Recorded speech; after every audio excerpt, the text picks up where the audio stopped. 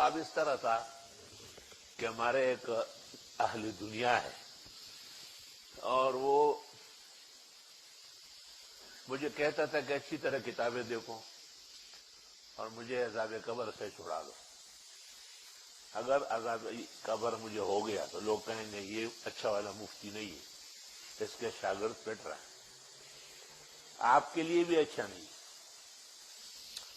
تو میں فکر میں ہو گیا، بہت زیادہ غمگین ہو گیا کہ بھئی واقعی یہ تو ایک مرحلہ آ رہا ہے اور حق مرحلہ ہے، تو دے پریزا ززان فکر ہوگا، اس کو چھوڑو، اپنی فکر کرو. اس دوران میں نے خواب دیکھا کہ مجھے لحاظ میں رکھ دیا گیا اور ایک حسین جمیل نوجوان آیا جس کا اوصاف حسن اور خصال حمیدہ بیان کرنے کے لیے مجھ میں استطاعت نہیں ہے، اور وہ دائیں طرف کھڑا ہو گیا. تھوڑی دیر نہیں گزری تھی کہ اس جیسے لیکن ان سے بہت زیادہ توانا اور بہت زیادہ شان و شوکت والا وہ آیا اور اس کو ایسے ہاتھ سے اشارہ کیا کہ پیروں کے پاس کھڑے ہو جاؤ، اور خدا کے یہاں کھڑے ہو گئے. اور اتنے میں منکر نکیر داخل ہوئے. یہ جو بعد میں آیا انہوں نے ان سے کہا کہ بس دے دو کاغذوں سے لے لیے، جوابات لکھ دیے اور ان کو کہا جاؤ یہاں سے.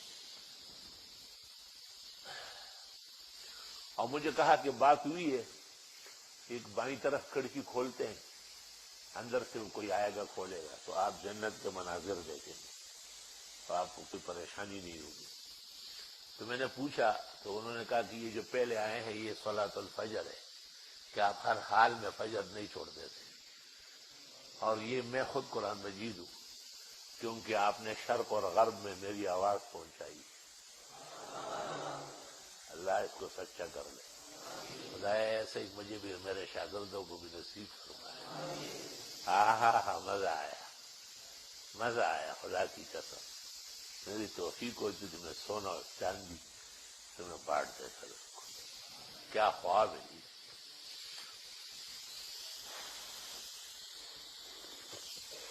اور اس طرح بھی کہا کہ مالک العرش نے پہلے فیصلے یہی کیا تھا کہ بس یہ نماز فجر جائے اور چھڑا لے، اور پھر کہا کہ فوراً اللہ بزرگ برتر کا حکم ملا کہ نہیں تم خود چلے جاؤ. تو اس لیے ہم دونوں آئے.